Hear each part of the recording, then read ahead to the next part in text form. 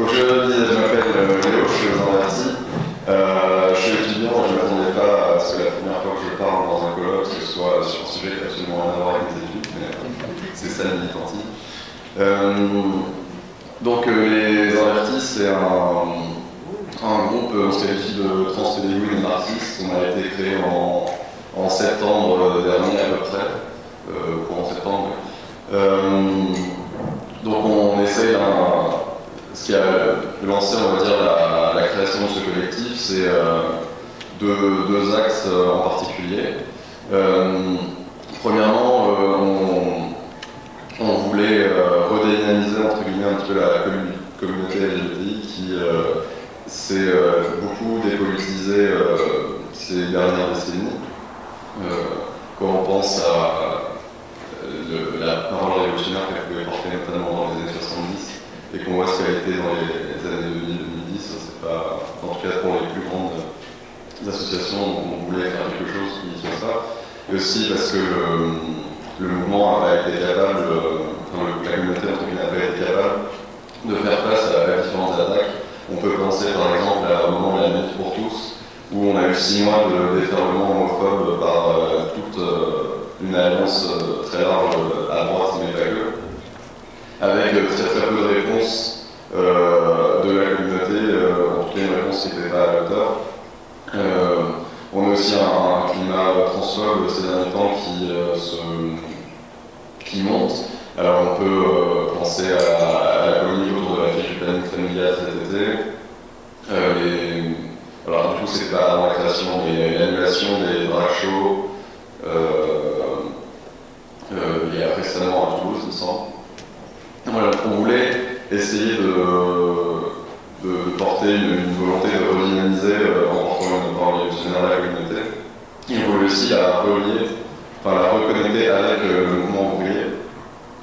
Donc notamment ces dernières années, on a vu que dans la parole publique, le mouvement féministe et le mouvement d'école-union, tout ça, ont réussi, alors dans une certaine mesure, à faire prendre conscience des liens qui existent entre le capitalisme et notre système d'oppression qui combattent, donc le patriarcat, le racisme, le néocolonialisme, toutes ces choses-là qui sont impliquées. Donc on voulait aussi montrer que les questions LGBT, c'est pas juste est-ce qu'on a le droit de se marier ou pas, il y a aussi des vraies revendications sociales derrière qui sont liées à comment est-ce que le capitalisme fonctionne et s'applique ses oppressions spécifiques à différentes communautés, dont la nôtre, mais on a bien conscience qu'on n'est pas les seuls. Et donc on veut avoir une étude le plus large possible du capitalisme. Donc nos spécificités aussi en tant que trans-pédagogues dans le capitalisme permettent aussi d'avoir un certain regard sur le capitalisme qui permet de mettre en valeur certains aspects qui ne sont pas forcément facilement identifiables quand on observe juste avec une étude plus classique, on va dire, du capitalisme, donc une étude marxisme plus hétérodoxe à l'ancienne. Du coup, pour reprendre une formule que j'ai trouvée dans l'entrée capitale de l'encyclopédie critique du genre, donc je pense que celle-ci ne sera pas... C'est moi qui l'ai écrite avec Sybille Delac. Donc, ce que j'ai un peu repris à cette formule, c'est pas exactement la même, c'est ce que on cherche à reposer la question de que nous apprend l'étude du capital sur la situation des trans-pédagogues et inversement, que nous apprend du capital l'étude des trans-pédagogues. Donc, la réforme des retraites qui arrive, c'est un petit peu, même si on a déjà été mobilisé précédemment, notamment au moment de la finance, c'est un petit peu notre coup d'essai pour savoir si notre collectif avait vraiment quelque chose à apporter. Parce que, je vais le spécifier un peu plus tard, mais la retraite, c'est vraiment une question déjà qui mobilise beaucoup. Dans toutes les sortes de sociétés, tout le monde se sent concerné par la réforme de la retraite, ce qui est beaucoup plus facile du coup à faire prendre conscience des problèmes que quand on parle des raffinats.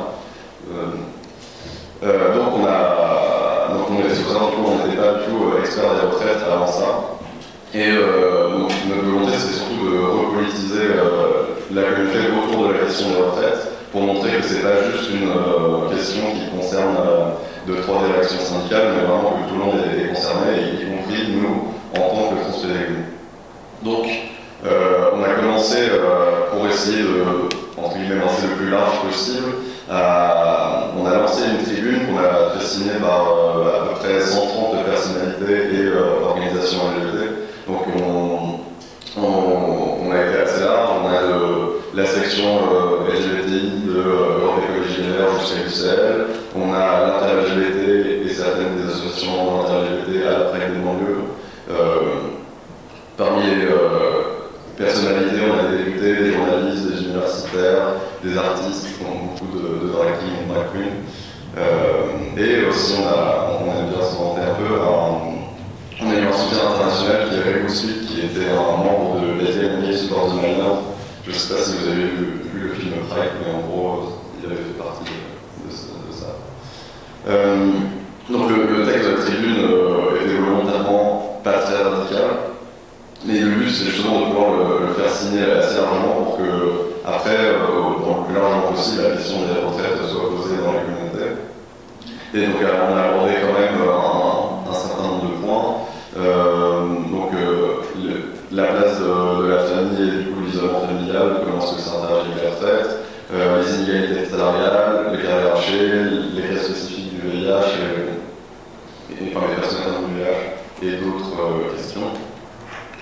Donc c'était à la tribune, c'était surtout un pied dans la porte, histoire de lancer une première volonté de mobilisation au sein de la communauté. Et on a voulu poursuivre cet élan en organisant dans les manifestations les ping blocs. Donc ce qu'on appelle les ping blocs, c'est des cortèges unitaires au sein des manifestations du mouvement social, non, de cortèges unitaires LGBT, pardon. Donc l'idée, c'est vraiment de mobiliser autour des questions sociales la communauté, faire en sorte qu'elle se montre, lui fournir un espace de mobilisation là où les manifestations syndicales ne sont pas toujours un endroit qui peut être particulièrement safe par les personnes LGBTI. Et c'est aussi, de l'autre côté, de montrer au mouvement social, aux syndicats et aux autres organisations qui n'y prennent pas, qu'en tant que mouvement LGBTI, on a des choses à apporter au mouvement social et que on a une vision et quelque chose à apporter, et on est là aussi pour apporter pour aider à massifier le mouvement. L'idée, c'est pas du tout d'être à part, mais vraiment de participer à l'effort commun. Donc on a eu un succès relativement fort par rapport à ce à quoi on s'attendait. Donc on a eu de plus en plus de participation à chaque fois. Sophia, on était un tout petit peu moins nombreux, je crois, mais c'est parce qu'il y avait aussi un tout petit peu moins de monde dans la rue. Et surtout, il y a de plus en plus d'organisations qui prennent part à l'organisation de Speaking Box, parce que même si c'est nous qui avons lancé un peu l'idée au début, qui avons relancé cette idée, que ça existait déjà avant, il y a plein d'autres organisations avec lesquelles on travaille et d'autres qui nous envoient après. J'en sais quelques-unes, je ne vais pas trop oublier. Il y a FIER, il y a la Féministe Révolutionnaire, il y a ACT UP qui est loin, l'éducation, la retraite des banlieues, Perpin du travail et d'autres. Voilà, donc on a vraiment essayé de s'inscrire là-dedans. Il y a d'autres initiatives qui sont notamment lancées par Puis par un travail qui lance des assemblées générales à la Flèche d'Or. L'idée, c'est vraiment de faire de la communauté LGBT une communauté de militants pour la grève et pas juste de militants en grève. Donc maintenant, je vais revenir un petit peu plus précisément sur les spécificités des personnes LGBTI par rapport à la réforme des retraites. Donc, de la même manière que pour tous les autres groupes sociaux marginalisés, les réformes qui visent à libéraliser la société et à enlever les organes de solidarité, c'est les personnes, comme je disais, les groupes sociaux marginalisés qui vont prendre le plus cher, l'expression qui vient en tête. Et du coup, donc, ce que je veux dire pour le LGBT, ça peut s'appliquer à d'autres, c'est juste que nous, comme c'est notre champ d'action, c'est celui-là qu'on met en avant. mais la question se pose aussi pour les personnes racisées, les personnes issues de l'immigration, les personnes non valides, etc. Donc, il y a de très nombreux points qui vont affecter notamment la durée et le montant des cotisations. On observe une plus grande discrimination à l'embauche. Il y a des inégalités salariales qui sont constatées aussi après un coming out. Donc ça va, si le salaire est plus bas, les cotisations sont forcément plus faibles, donc la pension est plus faible. On a eu une exclusion de l'emploi liée aussi à la discrimination à l'embauche et aux discriminations au sein des entreprises, qui touchent beaucoup notamment les personnes trans. Alors en fonction des chiffres qu'on a trouvés, il y a entre 20 et 30 personnes des personnes trans qui se déclarent inactives. Donc ça veut dire que c'est des périodes de chômage ou même pas de chômage parfois, qui ne comptent pas dans les cotisations. Donc ça empêche d'avoir des annuités, et donc ça impacte les pensions à la fin. Pareil, un des autres aspects qui peuvent hacher les carrières et donc impacter les cotisations. Il y a les parcours médicaux, notamment pour les transitions médicales, qui sont parfois des arrêts d'activité assez importants. Et également, les personnes atteintes du sida ont plus de difficultés, ont parfois des arrêts de travail qui peuvent être assez longs pour des raisons de santé. Et c'est aussi compliqué, par exemple, pour les personnes trans de faire reconnaître leur cotisation lorsqu'elles ont fait changer leur numéro de sécurité sociale au milieu de leur période de cotisation. Et c'est un vrai problème, même si officiellement ça va pas être le cas, c'est un vrai problème de faire reconnaître les années cotisées avant le changement de numéro de sécurité sociale. Donc, pour ceux qui ne savent pas, le numéro de sécurité sociale, il y a un indicateur de genre dedans qu'on peut faire changer en cas de transition. Donc, le montant et la durée des cotisations sont impactés fortement par la réforme. Et donc les discriminations au sein du travail sont aussi très difficiles à faire reconnaître. Et donc ça peut également empêcher de rester dans son travail. Et ça implique aussi le fait que la précarité pousse beaucoup de personnes LGBTI à se tourner vers des emplois peu rémunérateurs ou non reconnus, comme le travail du sexe par exemple, mais pas seulement, qui sont des travails qui ne sont pas du tout reconnus et donc qui ne servent pas à cotiser et donc qui empêchent d'avoir une retraite pour ces années de travail. Il y a aussi donc une fois la vieillesse arrivée, quand on a déjà des pensions faibles et ce genre de choses, une béquille qui est souvent utilisée, c'est pour les personnes qui ont la possibilité, c'est de s'appuyer sur leur famille. Donc s'appuyer sur la famille, ça permet de payer, de subvenir aux besoins qui ne sont pas subvenus par une pension qui serait trop faible, payer les EHPAD qui sont chers, ou à accueillir à domicile les personnes, prodiguer des soins parce que c'est trop cher de payer des soignants. Et du coup, c'est souvent des familles pour lesquelles on est privé en tant que LGBTI. Même si assez récemment la PMA a été adoptée par le Parlement pour les lesbiennes, en excluant les personnes trans d'ailleurs.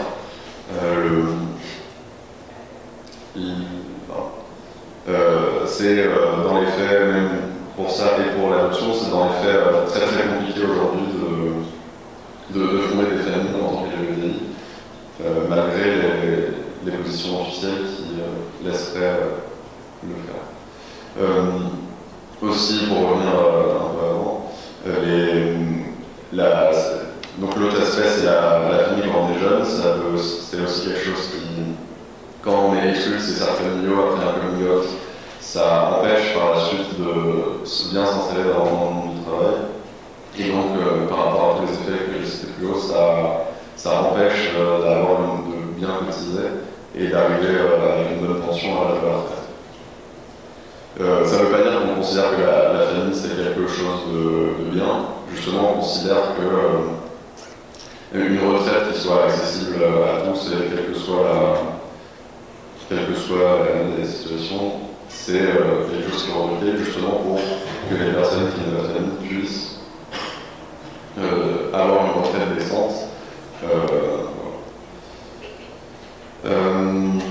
On nous a aussi, on est invité à la semaine dernière, on avait des camarades d'acteurs qui citaient certains chiffres, notamment par rapport au VIH. Et donc là, je reviens là-dessus pour parler aussi c'est compliqué d'arriver de cesse jusqu'à l'âge de la retraite dans certaines situations, notamment en 2020, l'âge médian des personnes séropositives décédées était de 61 ans. Donc déjà à 62 ans, il y a une grande partie des personnes atteintes de SIDA qui sont qui sont déjà décédées. Et donc si on arrive à 64 ans, c'est vraiment une grande partie qui n'ont pas la possibilité de profiter un petit peu des retraites pour lesquelles ils auront cotisé. Et il y a plein d'autres aspects. On peut aussi parler d'autres impacts indirects, notamment sur le développement des hôpitaux et de tous les services publics importants.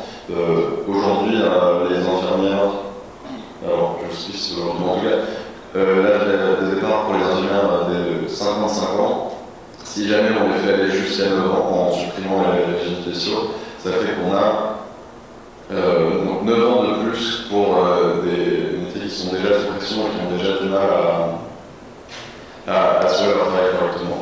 Et du coup, ça impacte grandement les personnes qui ont besoin de services publics importants, notamment donc, les personnes trans pour leur transition, les personnes atteintes du VIH pour avoir les soins adéquats, ce genre de choses.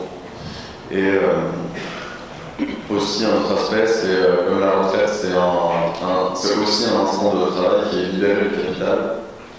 C'est donc une période avec un rapport de 2 ans. C'est 2 ans de travail communautaire ou ce genre de choses qui sont volés pour les donner pour les rendre au capital, enfin pour les donner au capital.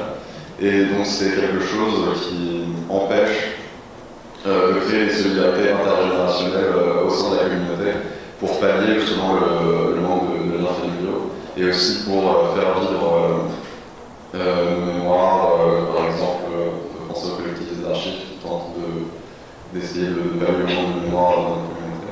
Aussi la question de l'accès à la santé avec les EHPAD. Alors il y a un EHPAD qui est censé, juste pour les personnes LGBT, qui est censé ouvrir prochainement à Lyon. Alors je ne sais plus si c'est privé ou pas, mais on aimerait bien aussi qu'on ne soit pas juste un argument marketing de plus pour que les groupes privés puissent vendre des états chers.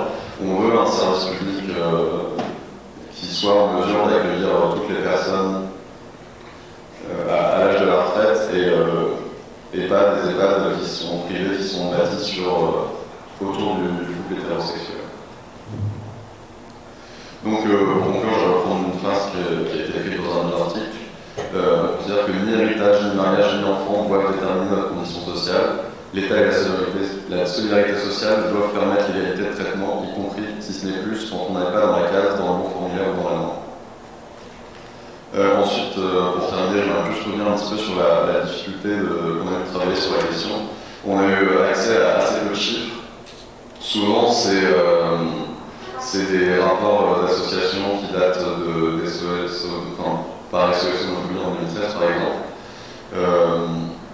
La question de l'accès à la retraite des personnes LGBT est assez peu étudiée. C'est quelque chose sur lequel on avait interpellé les parlementaires. Dans une réunion publique samedi dernier, on nous a dit qu'il y avait aussi quelques moyens, on nous avait cité des chiffres de l'INSEE, je crois, qui restaient très binaires mais qui permettaient, en les manipulant bien, de faire apparaître des choses. On nous a également parlé d'une association qui s'appelle l'Autre Cercle, qui est une association de patrons LGBTI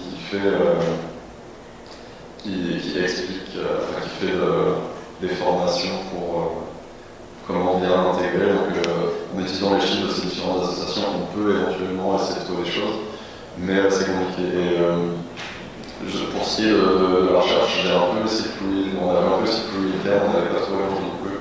Peut-être qu'on va pouvoir nous en dire plus, mais on pense aussi qu'il est important, donc pour revenir sur le research public, d'avoir une recherche qui reste indépendante afin que ce genre de questions puisse être étudié en toute sérénité et pas répondre à des logiques commerciales, comme c'est le cas avec le fait de privatiser au maximum la recherche et en la finançant avec des appels à projets. Et du coup, j'ai fait